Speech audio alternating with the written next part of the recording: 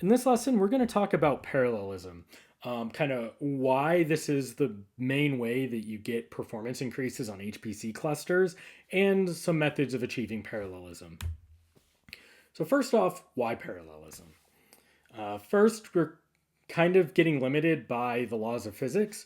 Making smaller and smaller transistors, integrated circuits is very difficult. So we're not able to get those dramatic increases in CPU speeds that we'd seen in the past. Another reason is it makes it easier to expand a cluster and your code. So if your code is written in parallel and can just get more performant based on the number of CPUs and nodes it has available, um, you can easily expand a cluster and get good performance increase. You just add more compute nodes and suddenly everything's more performant. I'm going to talk about four methods of achieving parallelism. The first is kind of using just raw processes, where if you have a script that you want to run, if you can just run more copies of that script at the same time, you can achieve better speed up. There's OpenMP, which uses threads and shared memory in programs to parallelize certain parts of it. There's MPI, which uses network connectivity to um, be able to spread tasks around. You can even combine MPI with OpenMP, but MPI is a message passing interface to basically spin up different processes that communicate with each other and can work on code and data at the same time. And finally, there's the whole GPU, um, paradigm using CUDA or NVIDIA's CUDA or AMD's HIP is specifically what I'll talk about. Finally, I'm going to touch briefly on parallel file I/O, which I'll actually start off with. So, parallel file I/O is important because most of your high performance file systems um, on an HPC cluster is going to be a parallel file system like Lustre, BGFS, things like that. And the way these work is they stripe data across multiple storage targets. These are all managed by like a metadata server, and the metadata server knows where the data is, and then it will direct processes to say, "Hey, it's on this server or this storage target." So basically, you might have slightly worse like metadata performance. Like so, for each file you try to access, you hit the metadata server and then you go to the storage server. But if your file is striped across multiple storage targets, your program might be able to read them all at once. Or if all your files, say you have 10 files, they're all on a different storage target, you'll be able to read all those simultaneously. If you want to know what your striping is for a file, you use the LFS get stripe command in Lustre. All these examples are going to be in Lustre because that's what we use here at UAF. You can set a stripe count as well, whereas use the set stripe command. You say how many stripes you want, how big an individual stripe is, and then the file or directory. Some best practices is you want, like in an ideal world, you'd have one file per process or like per thread with no striping. So each file and each process and thread would only be interacting with a single file, so you're not blocking anything else. Otherwise, you want the number of stripes to be kind of equal to the number of processes or tasks reading the file. This is difficult to do though because you need to make sure that each of the processes and tasks are reading each of the different stripes and they don't need to read the same one. With small files, it's best to have one process read the file and send the results out to all the other ones. This stops things like the repeated opening and closing of files, which you really don't want to do in a parallel file system. The metadata hits just add up and it gets really slow. But so if you're broadcasting the results out, you're not having to close and open files repeatedly. And then so that usually your nodes are on your fastest network, your InfiniBand network. So if one of these processes is broadcasting all the results out, it'll be over your fastest network rather than over the storage. And here, let me show you a couple examples of using a parallel file system and setting stripes and stuff. Let's go over a couple examples for the parallel file system. We're using a Lustre file system, so all our commands are going to be from the LFS command. And if I want to get the number of stripes, how my file is divvied up across all the storage servers, you'd use the LFS get stripe command and just put in the file name. And in this, we can see that my stripe count is 1 and my index, my target is 2. That's the storage target that I'm on. And if I do likewise for 6, see still a stripe count of 1, but the target is on 6 now. Now, if we want to go about writing a file, we can set the stripes. So let's look at this striping directory. It's stripe count of 1, stripe size is 2 megs. So we'll go into that, and then if I create a file on 1 stripe, we'll call this. We will see when I do my get stripe command that, again, index 3, 1 stripe. If I run set stripe, still the 2 megs, and we'll do a count of 2. What's going to happen is when I create new files on this, it's going to put each kind of like chunk onto a different index. And now if I create a file, we'll call this one 2 stripe, and then look at it, we are going to see that this is on 2 indexes, and we have a stripe of 2, stripe count of 2. And so when you have more stripes, if your code can make use of reading parallel files, it might be able to read from different stripes all at the same time and get a little bit of speed up that way if you absolutely need large files. So let's talk about background processes. So these are typically used when you already have some sort of single-threaded process already in place. We see this a lot with R scripts. So imagine you have some sort of weather calculation that you operate that calculates data based on all the weather data in a single year. Say that the way that you wrote it, though, is you just ingest the entire time frame from, say, like 1900 to 2025. But really, your process can operate on this data by a single year. So if you could separate your process into your data into individual years, and then run your process just on a single year, that would be a way to parallelize your process. You'd run your background process for 1900, for 1901, for 1902, etc.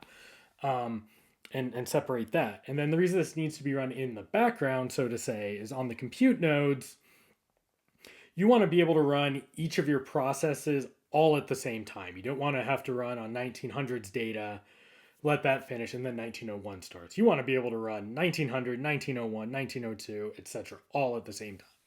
So yeah, you need to be able to separate your data in chunks for each separate process to operate on. A couple methods to actually run these processes in the background is first using background processes in Linux, the ampersand symbol. There's the GNU parallel program, which also lets you kind of redirect programs and direct programs to run all at the same time. And you can actually use Slurm's srun capability to run your processes all at the same time. This one's a little tricky, though, because it's hard to pass arguments to your program in srun sometimes, or your kind of nodes. You kind of might need to write an additional batch script to do it. And here, let me show you some examples of how to use Linux's background processes to run stuff in the background all at the same time.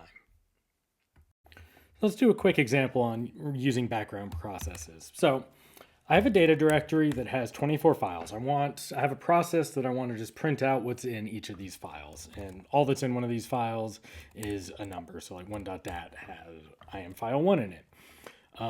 My script itself just takes in an argument and cats the file and sleeps for a second. That'll be a little bit important for the timing. And then I have two Slurm scripts. The first is serial process. All this does is I have a for loop that will send the process file script the data to run. And it just does this in a loop sequentially. Then I have my background process Slurm script, which looks pretty similar, with the only differences being on my line that launches the script that I have an ampersand, and I have this wait at the end too. So what that wait does is it makes the script wait here until all those background processes have completed. Because otherwise what will happen is these processes will go to the background, the script will finish running, and then Slurm will be like, okay, I'm done, and just kill everything, kill all the processes that are running on the node, because it thinks the job is completed. And then I'm going to sbatch serial process and sbatch background process. And so the background process should be done basically immediately. So if I use my sq command, you'll see that the serial process is still running. My background process seems like it's done. If I cat that, we'll see that it took a second because each process was running all at the same time. Wait a little bit longer, and we'll see that the serial process is done. And if I cat that file, we'll see that it took 24 seconds because since this was running sequentially, one at a time, it slept for a second after catting each file. And so that's the quick and easy way of using background processes. Let's talk about OpenMP, which is a shared memory paradigm that uses threads to achieve kind of parallelization. In your code, you can say, do this part in parallel, and it will spin off threads to kind of do what you want it. You pass it some like pragma directives in like C, for example, to specify how you want something to be parallelized and what you want it to do. With just OpenMP, you're constrained to a single node or server, however. There's no like network capability. It doesn't talk to other nodes. So if you say on an HPC cluster, you request 3 nodes, but you're only running an OpenMP program, it will only use one of those nodes and 2 will like not be doing anything. So please be aware of that. You also have to be careful with shared and private data. So private data is the data that is specific to an individual thread, and shared data is something that all the threads have access to. So this can cause some issues with like race conditions. So if some of your shared data is like a final summation, if all your threads try to update that at the same time, you'll get varying results each time you run the program, because the last thread that writes to it is the one that's going to update it. You can combat this with both reductions, which is a way to say, run this part in parallel, take the intermediary results that each thread is operating on, and then combine them into your like shared final piece of data. So like if each of your threads is summing something up, it'll take all those intermediate summations that each thread is doing and then add them up at the end. You can also declare a portion of your code critical with OpenMP, and this will say, hey, this needs to be done with, sequentially, or only one thread must access this at a time. So there's a couple ways to combat that, but it is something to be aware of. Now let's look at a few examples of running OpenMP. Another thing to note is when you compile OpenMP, you do have to code with OpenMP. You do have to pass it a flag in your compiler, and I'll show you that as well. And here are some OpenMP examples. This is not going to be an exhaustive take on it. I just want to show a couple of things that will hopefully help get you started. So first off, I'm in a source code directory. We'll look at a basic Hello World program. All these examples are going to be written in C. To use OpenMP, you're going to need to include the omp.h header file, and then you use what are called these like pragma omp directives. And what this is saying is run everything that is in this section in parallel for however many threads I have access to. You can set the number of threads you have access to up to the number of CPUs that you have on a system using the OMP num threads environment variable.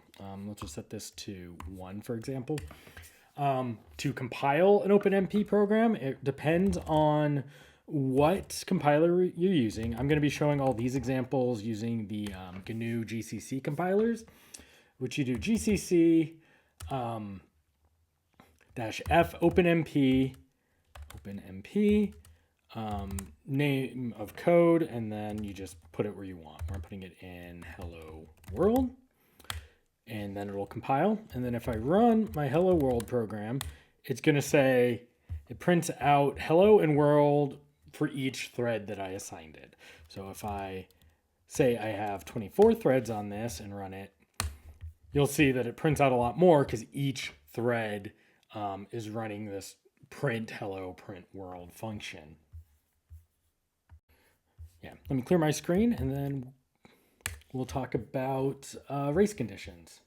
So what you have to worry about with race conditions is if you have like a shared variable between all of your threads, but you don't make sure that only one thread can write to it at the same time or read it at the same time. So say you have like a sum value that all your threads are going to be adding to. They all grab this sum, make their addition to it, and then try to write it back. The only value that's going to stick is the sum that the last thread wrote. So that's what this pragma OMP parallel section is doing. Everything is going, all these threads are trying to write a value to the sum. But because it's not protected and none of the threads are aware that they need to, wait and only one of these threads should have access to this value at a time, they're all going to write at the same time. So if I try to run this, which I have in race condition, you'll see I get 17, 27, 36, 27. I'm getting random values because each of the threads are writing to this sum all at the same time. So what you want to do is there's a couple ways you can fix this. You can throw in a critical section, which will say, hey, this value is critical, only one thing write to this at a time. Or you can use what's called a reduction. So if I have the same thing, I add this line at the end, reduction plus colon sum. And what that does is it means do all your math, have all your threads do this summation, and then after all the threads are done, then have them all add their personal copy of sum together. And so if I run that, you'll see that I should get 55 consistently. There's no race condition here. And then let me show you. So let's talk about MPI. MPI stands for Message Passing Interface, and it's just a way to communicate between different processes to do work all at the same time in parallel. There are multiple implementations of MPI, such as OpenMPI, MPitch, and ViaPitch Intel MPI. These all might implement different aspects of the MPI API differently. Certain options may not be available in certain MPI implementations.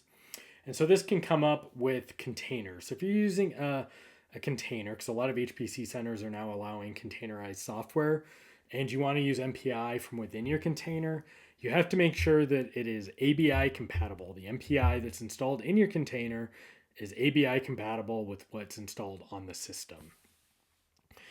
The basic workflow for MPI is you initialize your communications. You get your list of processes, of ranks, what resources you have available, and then you send data between these processes and start doing work in parallel.